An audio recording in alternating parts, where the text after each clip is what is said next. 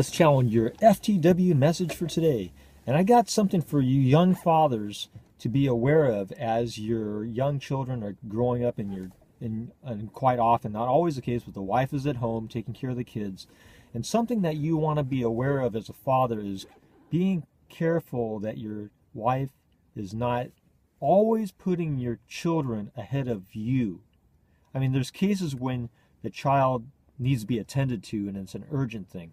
But you have to be a little bit wise to strike a balance as the kids start interacting with you. You want to make sure that your wife is loving as much as she wants to love and take care of the children. You don't want her to always make them like a highest priority, especially in the presence of you as the father.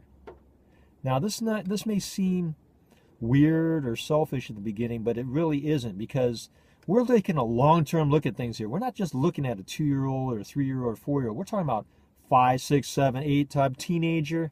And so these habits you develop, or especially the mother or whoever's at home, establishing that respect for the other parent is very important.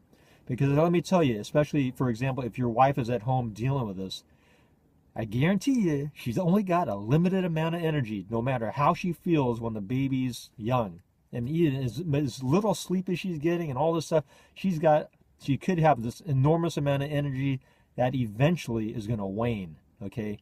And that's when you as a father figure and being the authority can help reinforce what your wife is trying to do in terms of disciplining and whatnot. Very important you talk about disciplining, agree on these things. But you as an established leader and a respected parent, okay, that goes back to you got to be that respected parent in order for your word to be taken more seriously. So that goes back to when the child is developing, not to spoil the child with attention when you rightly deserve when you're speaking, for example, and the kid wants to interrupt. This is just one example.